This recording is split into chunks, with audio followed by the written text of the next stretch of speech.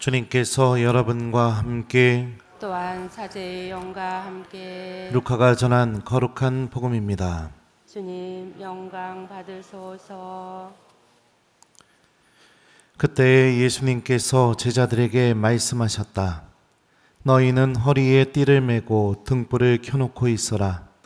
혼인잔치에서 돌아오는 주인이 도착하여 문을 두드리면 곧바로 열어주려고 기다리는 사람처럼 되어라. 행복하여라. 주인이 와서 볼 때에 깨어있는 종들. 내가 진실로 너희에게 말한다. 그 주인은 띠를 메고 그들을 식탁에 앉게 한 다음 그들 곁으로 가서 시중을 들 것이다. 주인이 밤중에 오든 새벽에 오든 종들의 그러한 모습을 보게 되면 그 종들은 행복하다. 이것을 명심하여라. 도둑이 몇 시에 올지 집주인이 알면 자기 집을 뚫고 들어오도록 내버려 두지 않을 것이다. 너희도 준비하고 있어라. 너희가 생각하지도 않은 때에 사람의 아들이 올 것이다. 주님의 말씀입니다. 그리스도님 참여합니다.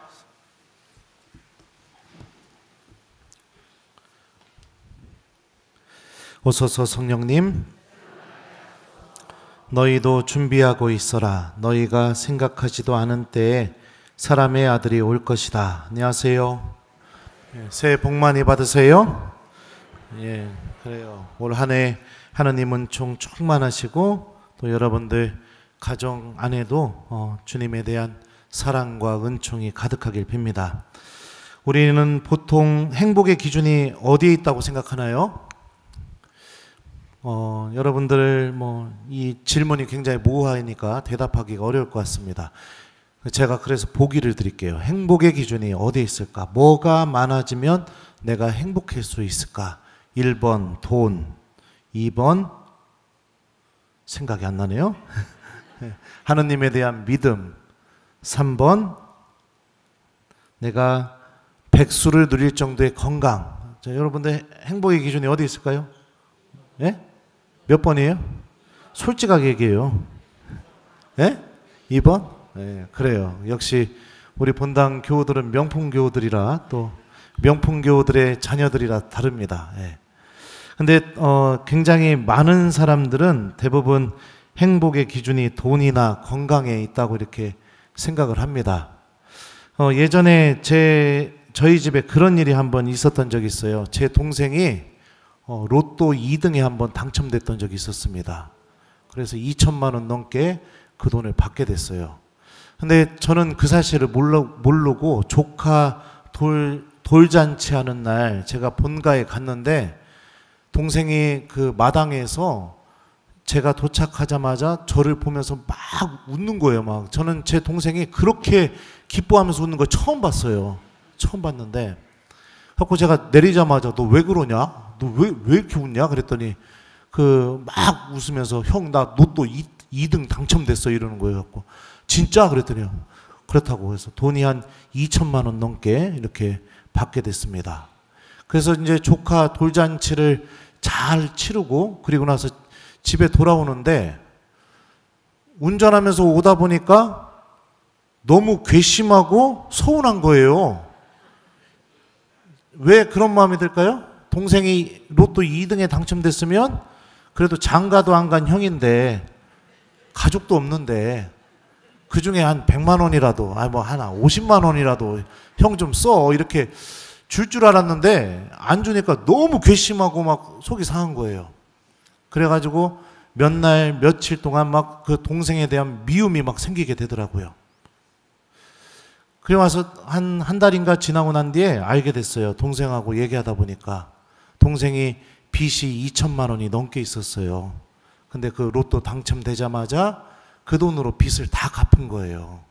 그리고 남은 돈으로 조카 돌잔치를 했더라고요. 그 사정을 알게 되니까 너무 미안하더라고요. 동생한테. 그런 어려움이 있었는데 형에 대해서 도움도 못 주고 나 100만 원이나 50만 원도 안 주고 이 쪼잔한 놈 너무하네 막 이런 생각이 들었던 게, 돈은 여러분들 이런 힘을 갖고 있어요. 아무렇지도 않는데 형제 사이를 갈라놓고 오해도 만들게 되고 그래요. 세상에서 가장 여러분들 가장 강한 관계가 뭐냐면 혈연 관계입니다. 혈연 관계. 무조건적으로 사랑을 줄 수밖에 없고 무조건적으로 용서할 수밖에 없고 그런 관계가 혈연 관계예요. 근데 가족 관계가 파탄이 내게 돼버리면 그 사람은 그 어디에서도 이제 위로받거나 힘을 얻거나 그럴 수가 없게 되는 겁니다. 근데 돈은 그 가장 강한 관계까지도 갈라놓을 수 있는 그런 힘을 갖고 있습니다. 그런데도 많은 사람들은 바로 이 돈이 우리에게 행복을 준다고 그렇게 생각을 합니다. 오늘 이 독서 말씀 들어보죠. 자, 오늘이나 내일 어느 고을에 가서 1년 동안 그곳에서 지내며 장사를 하며 돈을 벌겠다 하고 말하는 여러분, 여러분의 생명이 무엇입니까? 여러분은 잠깐 나타났다가 사라져버리는 한 줄기 연기일 따름입니다. 돈 때문에 가족 간의 신뢰, 사랑, 돈 때문에 하나님에 대한 믿음, 돈 때문에 정말로 친하게 지는 사람들과의 신의, 우정 이런 것까지 다 버리면서 그 돈만 쫓는 삶, 그게 정말로 행복한 삶일까? 행복한 삶이 될 수도 있겠죠. 하나님 없이, 사랑하는 사람들 없이, 나밖에 모르는 마음으로 내가 원하는 거 다 소유하고 그러면서 행복하게 살 수 있죠. 그거를 정말 쫓고 싶습니까? 근데 오늘 야고보 사도가 뭐라고 해요? 그런 삶도 연기일 뿐이다. 결국에는 우리 하나님 만나게 될 것이다. 그럼 한번 생각해 보죠. 내가 돈뿐만 아니라 뭐 요즘 여러 가지 것들이 있죠. 행복의 기준들. 하나님이 없는 행복의 기준들. 그거 얻기 위해서 미사도 안 나오고 기도도 안 하고 믿음도 버리고 이웃들과 가족들과 나눠야 될 사랑도 버리고 그것만 쫓다가 그러다가 내가 죽음을 맞이한 뒤에 하나님을 만나게 되면 그 하나님과의 만남이 어떨 것 같습니까? 1번 너무너무 기뻐서 행복할 것 같다. 2번 고개도 못 들 정도로 염치 없고 내가 왜 이렇게 살았을까 후회할 것 같다. 3번 아무 느낌이 없을 것 같다. 몇 번일 것 같아요? 네. 그렇다면 여러분들 우리가 어떻게 살아야 되는지 명확하죠. 어떻게 살아야 되는지 명확하죠. 값진 것은요, 여러분들, 진짜 값진 것은 눈에 보이지 않아요. 손으로 잡을 수도 없는 거예요. 그것은 소유해서 얻어지는 게 아니에요. 진짜로 값진 것들, 사랑, 믿음, 우정, 신의, 희망, 이 모든 것들은요, 눈에 보이지도 않고 소유해서 얻는 것들이 아닌 겁니다. 우리 모두 하나님을 믿기 때문에 이 자리에 앉아 있다고 생각합니다. 하나님을 믿고 있기 때문에. 하나님을 외면하면서까지 내가 올 한 해를 그렇게 사는 것이 정말 행복으로 가는 길일까요? 하나님 없이 살아가 올 한 해를 내가 보내는 게 정말 내가 행복의 길일까요? 오늘 복음 말씀 보죠. 너희도 준비하고 있어라. 너희가 생각하지도 않은 때에 사람의 아들이 올 것이다. 하느님과의 만남은 내가 예측할 수 있을 때 이루어지지 않는다고 예수님이 분명히 말씀하셨습니다.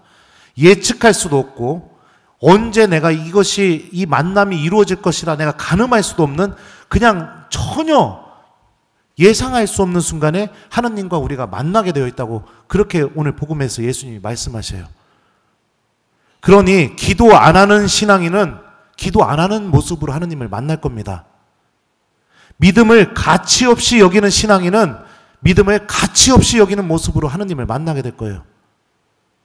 하느님과 그 만남의 시간이 너무나 짜증나고 그냥 미사 드리는 게 환장해서 죽어버릴 것 같으면 하느님 만날 때 다 같이 따르십시오. 환장해서 죽어버린다.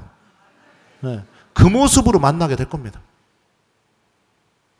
오늘 내가 살아온 그 모습이 종말 때에 하나님을 만날 모습입니다. 오늘 내가 살아온 모습. 기적은 일어나지 않습니다. 벼락치기도 통하지 않습니다.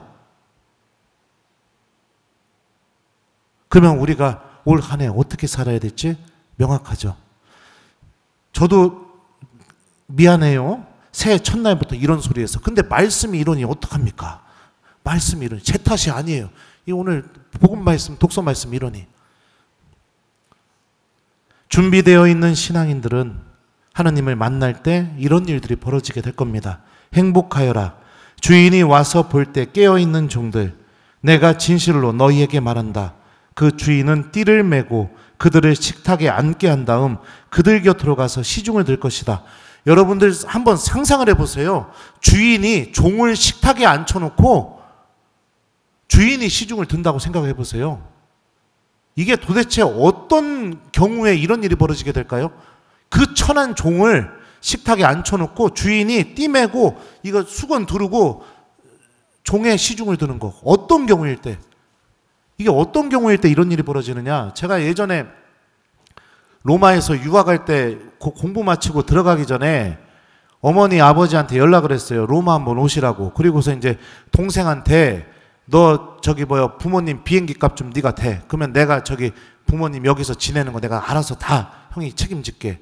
그래가지고 이제 어머니 아버지가 로마에 오시니까 그 날짜에 맞춰서 나름대로 이 없는 사제가 뭐 그렇게 많은 돈은 있는 것도 아니죠. 하지만 없는 살림에 좋은 호텔, 좋은 식당 이런 거 다 알아보고 부모님 오시면은 행복하게 해드려야겠다. 이러고선 제가 기다렸는데 공항에 도착하자마자 엄마가 막 저를 안아주더니 그 어머니랑 부모님 이제 아버지 어머니 모시고 호텔에 들어갔을 거 아니에요. 들어갔더니 이제 빨리 모시고 나가서 내가 알아둔 그 맛집으로 데리고 가려고 하는데 어머니가 가방을 열더니 갑자기 막 한국에서 가져온 반찬이고 뭐고 꺼내갖고 빨리 먹어보라고 막 이러는 거예요. 막 내가 부모님을 섬기려고 했는데 오히려 내 섬김의 대상이 나를 섬기게 되는 일이 벌어지게 됩니다.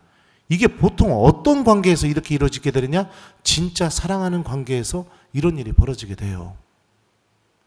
하루하루 성실하게 믿음을 지키고 하나님의 말씀을 잘 기억하면서 실천하고 그리고 하나님과 함께 살아가는 삶을 소중하게 여기면서 살아간 이들에게 하나님이 이 넘치는 사랑을 보여주시겠다고 예수님을 통해서 우리에게 알려주고 계시는 거죠.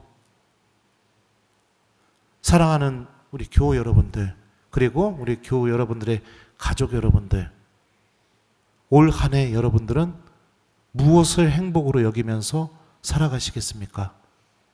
하나님이 없는 돈입니까? 하나님이 존재하지 않는 건강입니까?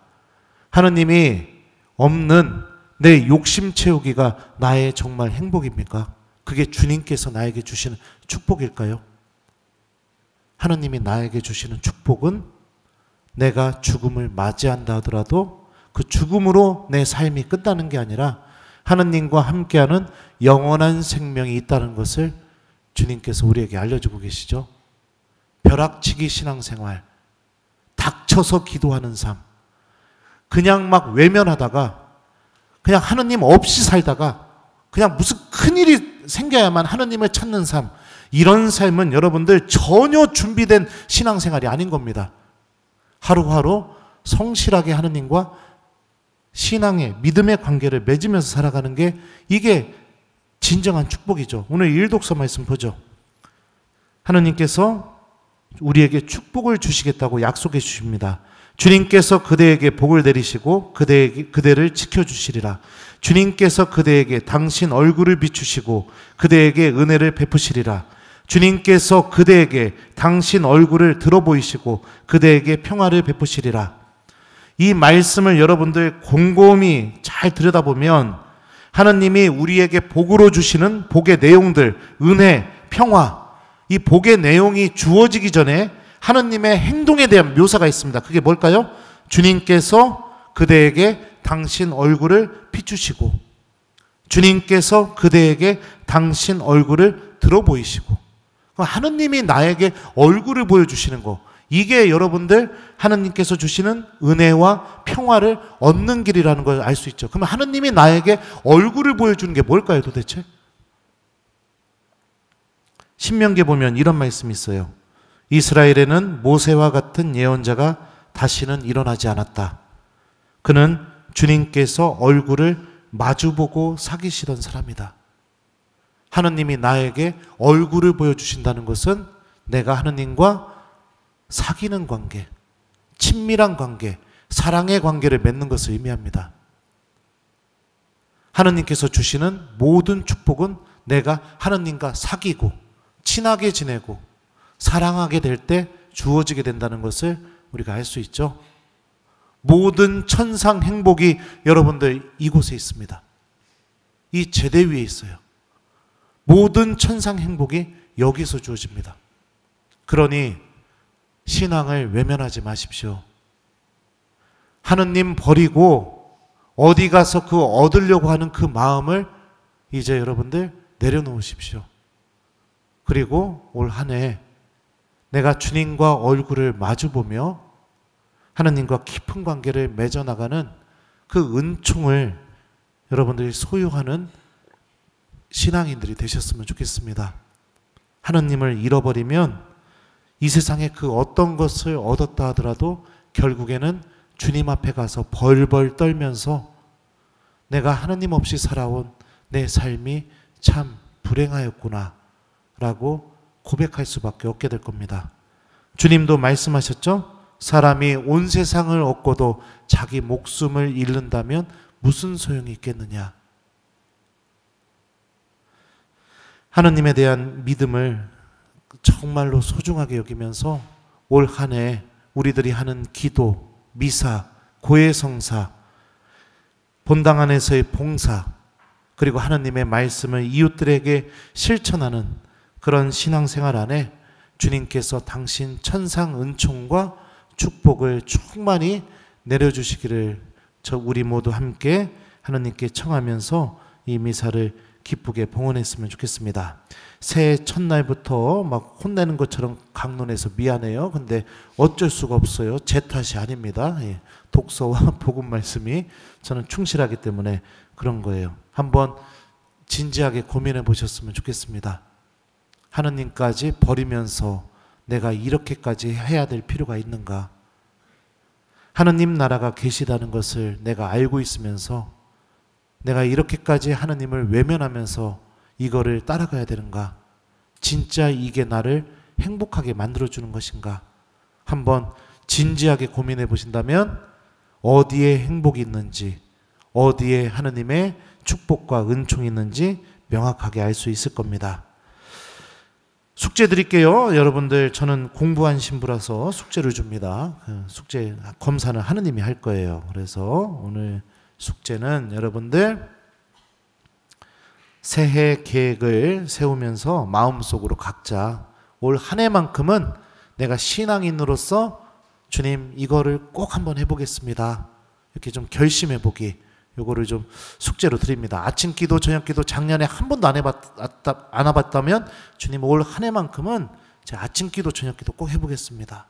아니면 또 뭐 난 주일 미사 외에는 뭐 미사를 전혀 가본 적이 없다면 주님 제가 올 한 해만큼은 한 달에 한 번 정도는 평일 미사도 좀 한번 가보겠습니다. 저를 축복해 주십시오. 뭐가 됐든지 간에 내가 하느님과 얼굴을 마주 보면서 깊이 있는 관계를 맺을 수 있는 거 한 가지만 우리 새해 첫날이니까 결심해 보기, 요거를 숙제로 드립니다. 너희도 준비하고 있어라. 너희가 생각하지도 않은 때에 사람의 아들이 올 것이다. 아멘.